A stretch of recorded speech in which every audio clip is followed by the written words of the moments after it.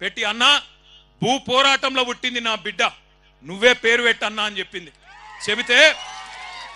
చెబితే నాకు నిజంగానే నా బిడ్డకు కూడా నేనే పేరు పెట్టలే, మా నాయన పెట్టిండు.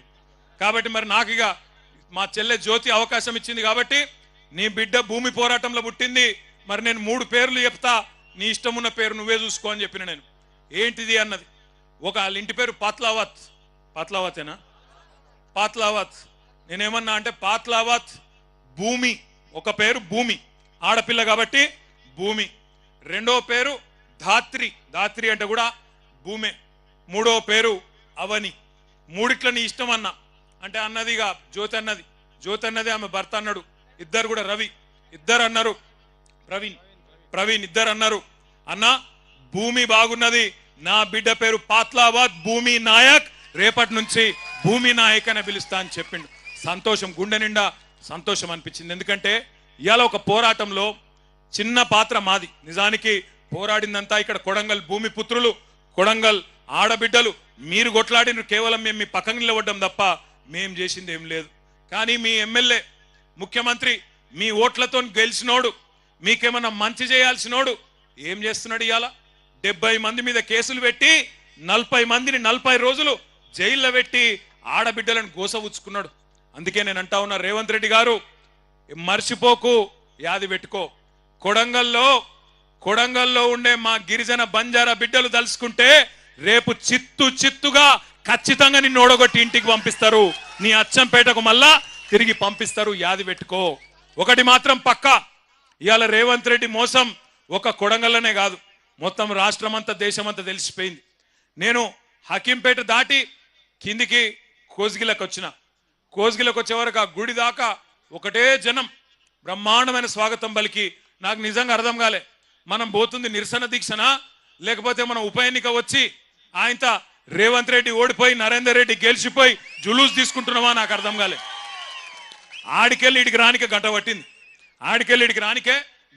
ఇగో నన్ను నా చేతులు ఆయన అటు గుంజి ఇటు గుంజి నా గోర్లు పోయినాయి, నాకు రక్తం కూడా వస్తుంది. గట్ల అయిపోయింది నా పరిస్థితి. ఇలా అంటే ఇవాళ ఎట్లున్నదంటే ముఖ్యమంత్రి నియోజకవర్గంలో కూడా ఎప్పుడు ఎన్నిక వస్తుందా, ఎప్పుడు కాంగ్రెస్ పార్టీని బొంద పెడదామా, వీళ్ళ మోసాలకు బుద్ధి చెప్పుదామా. నేను చెప్పేది కరెక్టేనా పక్కానా? ఒక పని చేద్దాం మరి, రేవంత్ రెడ్డి గారు నీకు ఒక బంపర్ ఆఫర్ ఇస్తున్నాం. చలో నీకు ఒక బంపర్ ఆఫర్. నువ్వు అంటున్నావు కదా నేను కుల గణన చేసిన బీసీలందరూ సంతోషంగా ఉండరు, నేను రైతు బంద్ వేసిన రైతులందరూ సంతోషంగా ఉండరు, రైతు కూలీలకు పైసలు వేసిన వాళ్ళు సంతోషంగా ఉన్నారు, అందరు ఇండ్లకు కాయిదాలు ఇచ్చిన పేదోళ్ళందరూ సంతోషంగా ఉన్నారు అంటున్నావు కదా. దమ్ముంటే రేవంత్ రెడ్డి కొడంగల్ ఎమ్మెల్యే పదవికి రాజీనామా చేసి మళ్ళీ ఇక్కడికి రా, ఎవరు గెలుస్తారో చూద్దాం. నీకు మాటిస్తున్నాం. మేము ఇంతమంది రాము, నువ్వు భయపడకు. మేము ఇంతమంది రాము ప్రచారంకు. మా పట్నం నరేందర్ రెడ్డి నామినేషన్ వేసి ఇంట్లో కూర్చుంటాడు, బయటికి కూడా రాడు. మేము జిల్లా నాయకులం కొంతమందిని తిరుగుతాం. గెలుచుడు కాదు నేను చెప్పేది. 50,000కు ఒక్క ఓటు తక్కువ వచ్చినా నేను రాజకీయ సన్యాసం చేసి మళ్ళా రాజకీయంలో కూడా ఉండా.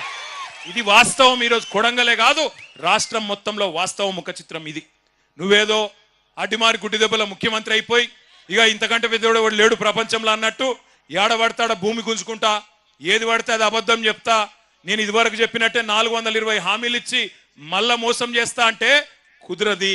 ఇవాళ రైతులు అడుగుతున్నారు, రాష్ట్ర వ్యాప్తంగా గర్జిస్తా ఉన్నారు.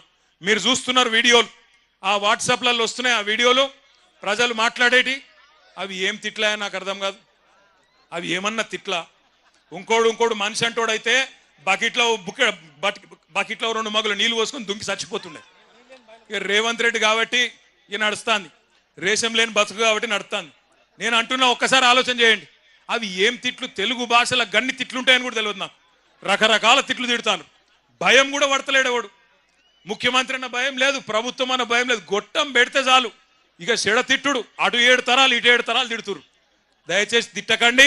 ఆయన ముఖ్యమంత్రి, పదవి కన్నా గౌరవం ఇవ్వండి. కానీ ఎన్నికల్లో మాత్రం ఈ మోసగానికి గట్టిగా బుద్ధి చెప్పండి. కాంగ్రెస్ పార్టీకి గట్టిగా బుద్ధి చెప్పండి. నేను ఎందుకంటున్నా అంటే ఉత్తగానే అంటలేను, కోపంతో అంటలేను. ఏమేం చెప్పిండు ఎలక్షన్ల ముంగట రైతులకు? ఎంబడే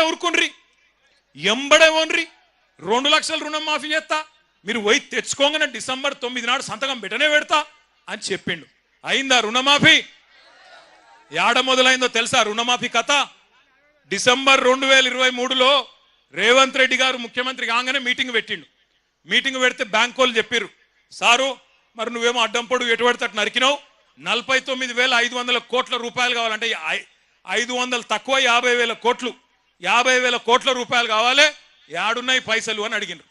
అడిగితే ముఖ్యమంత్రి గారు నవ్విండట. హే నవ్వి ఇక్కడ లంకె బిందెలు ఉంటాయనుకొని వచ్చినా, లేవు కదా, లంకె బిందెలు ఉంటాయి, నాకు అర్థం కాదు ప్రభుత్వం లేనన్నా అని అన్నాడు. 49,500 కోట్లు. కానీ తెల్లారు ఏమన్నాడో తెలుసా రేవంత్ రెడ్డి ఎక్కడో మీటింగ్లో మాట్లాడుకుంటూ